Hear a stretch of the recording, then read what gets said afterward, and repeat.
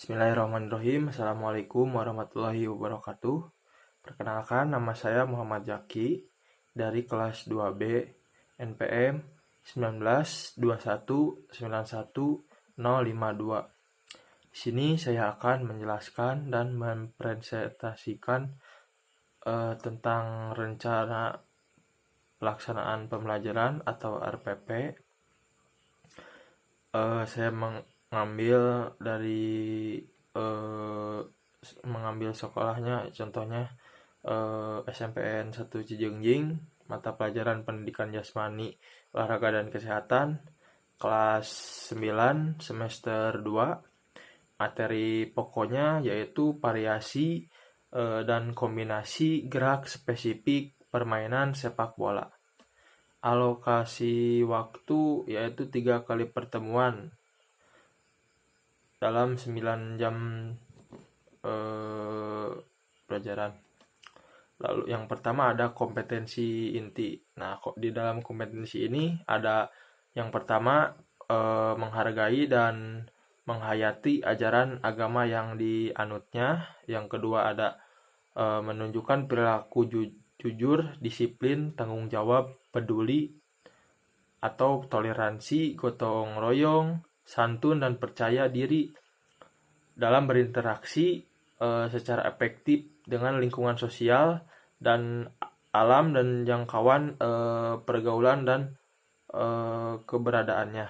Yang ketiga, memahami pengetahuan faktual, konseptual, dan prosedural berdasarkan rasa ingin tahunya tentang ilmu pengetahuan, teknologi, seni, budaya terkait fenomena dan kejadian tampak mata.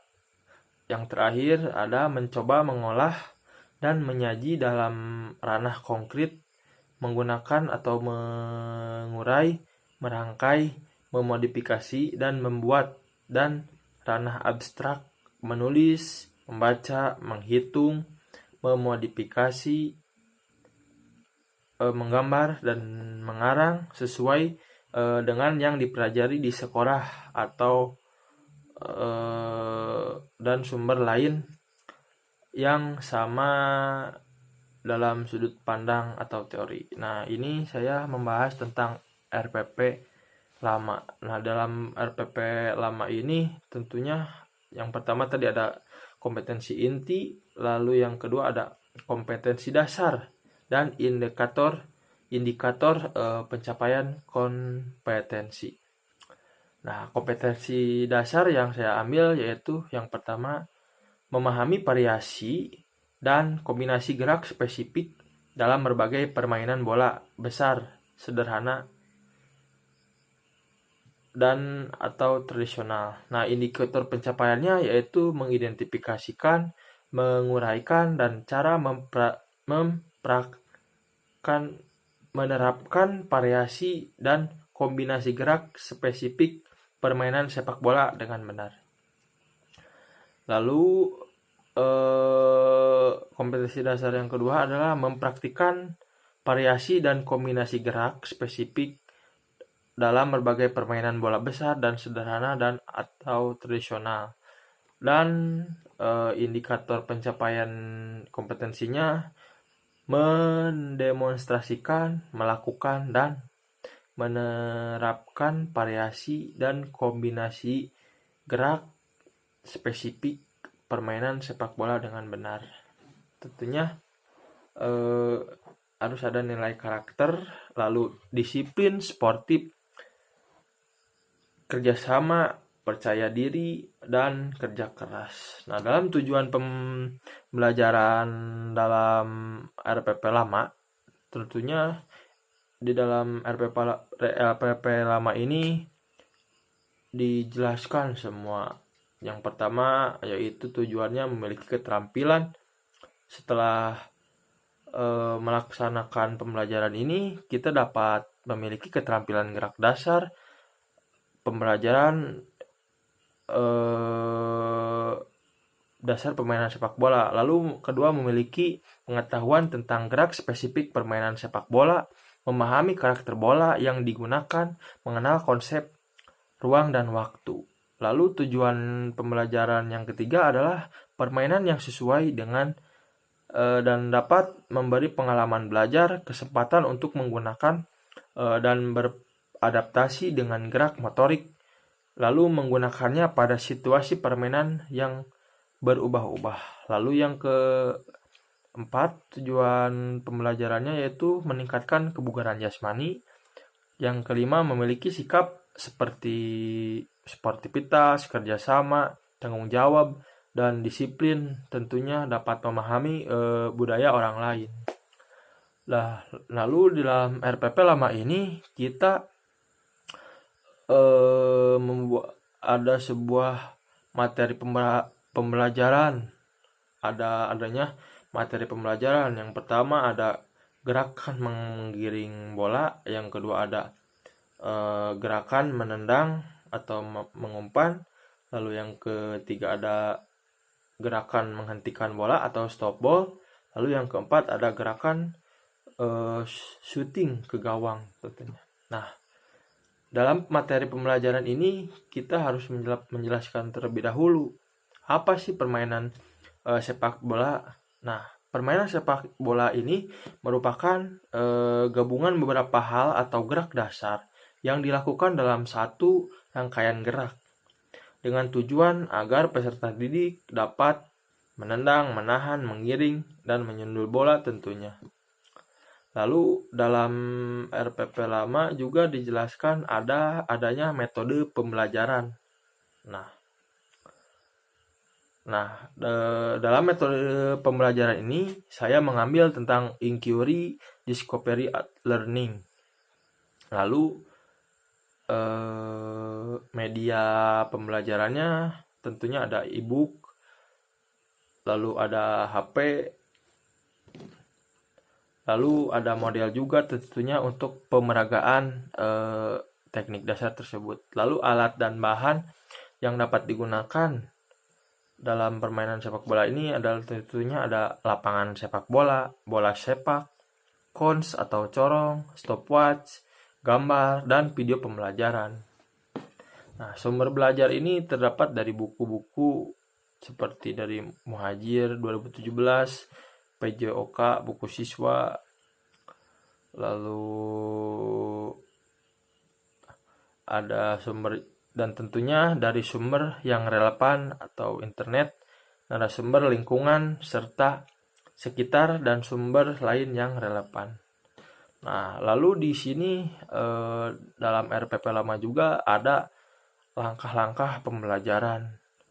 Nah, dijelaskan di dalam RPP lama ini. Lalu ada selanjutnya ada tentang penilaian hasil pembelajaran.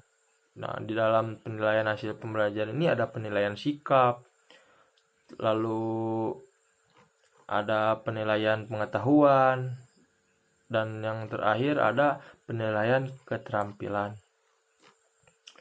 Lalu yang keempat ada penilaian remedial atau pengayaan. Tentunya jika nilainya kurang kita masih dapat mengulangi atau remedi tentunya yang nilainya masih kurang. Nah, lalu yang selanjutnya yaitu RPP yang telah direvisi. Nah, dalam RPP yang direvisi ini cuma hanya dibuat hanya 1 lembar. Nah, tadi sama seperti RPP yang lama yang sebelum direvisi, saya mengambil sekolah contohnya adalah SMPN 1 Cijengjing, lalu mata pelajaran pendidikan jasmani, olahraga, dan kesehatan. Kelasnya kelas 9 dan semester 2. Lalu materi pokoknya adalah variasi kombinasi gerak spesifik dan permainan sepak bola. Lalu alokasi waktunya 3 kali pertemuan, 9 jam mata pelajaran. Nah, lalu masih sama seperti yang tadi, tujuan pembelajarannya yang pertama ada memahami variasi dan kombinasi gerak spesifik dalam berbagai permainan bola besar, sederhana atau tradisional. Tentunya tujuan pembelajarannya yaitu bisa mempraktikkan variasi dan kombinasi gerak spesifik dalam berbagai permainan bola besar, sederhana dan atau tradisional. Lalu di sini terdapat dalam revisi RPP revisi ini lebih simple tentunya, karena tidak banyak materi yang dicantumkan, tetapi masih banyak itunya. Nah, terus KD-nya dan indikator itunya masih sama seperti yang ada di RPP sebelum direvisi. Di sini dalam RPP revisi langsung terdapat ada langkah-langkah kegiatan pembelajaran. Yang pertama ada terus materi pembelajarannya, yaitu yang pertama ada metode inquiry discovery learning. Lalu materi pembelajarannya ada alat dan bahan. Media pembelajaran seperti yang tadi saya sebutkan ada lapangan sepak bola, bola sepak, rintangan atau corong, stopwatch, gambar, video pembelajaran. Lalu produknya variasi dan kombinasi gerak spesifik permainan sepak bola. Nah, deskripsi peserta didik ini secara berkelompok memahami dan melakukan aktivitas variasi dan kombinasi gerak spesifik permainan sepak bola. Nah, lalu langkah-langkah kegiatan pembelajaran yang pertama tadi saya akan dijelaskan di sini karena masih sama perbedaannya. Di RPP sebelum revisi itu mencakup semua aspek sampai ke penilaian juga ada dalam RPP sebelum revisi ini. Sedangkan dalam RPP setelah direvisi, karena hanya satu lembar, tidak dapat kolom atau contoh untuk penilaiannya. Nah, di sini kegiatan pembelajarannya yang pertama ada kegiatan pendahuluan, tentunya untuk mengawali sebelum ke dalam kegiatan inti. Nah, di sini peserta didik dianjurkan untuk berdoa dulu. Lalu saya sebagai guru ini menyampaikan peserta bahwa tujuan pembelajaran untuk hari ini apa yang harus dicapai. Lalu karena ini adalah pelajaran praktek, tentunya harus dilakukan pemanasan terlebih dahulu, lalu masuk ke kegiatan inti yang kedua, yaitu kegiatan inti. Nah, di sini adalah proses pembelajaran itu dibuat dari awal, dari teknik yang mudah sampai ke yang sulit diajarkan di sini, karena prosesnya juga harus sedikit-sedikit, jangan sampai untuk dalam satu pertemuan itu kita melebihi batas, karena nantinya akan tidak efektif. Nah, jadi diusahakan dalam setiap kegiatan inti atau setiap pembelajaran ini kita harus mencapai tujuan apa. Inti dari tujuan yang pertama, apa tujuan yang kita ingin capai untuk pelajaran sepak bola ini. Lalu kegiatan penutup. Nah, dalam kegiatan penutup ini guru mengevaluasi, lalu refleksi lah sebagai gambaran tadi apa sih kesalahan yang terjadi, lalu apa progresnya dan apa yang harus dilakukan agar nantinya membuahkan hasil yang bagus. Nah, dalam kegiatan penutup ini tentunya dilakukan penutup. Nah, jadi kesimpulannya tentang RPP sebelum direvisi dan RPP yang sudah direvisi itu, kalau RPP sebelum direvisi itu mencakup banyak dari awal sampai akhir, karena di dalam RPP yang sebelum direvisi tentunya di situ banyak indikatornya, sehingga bisa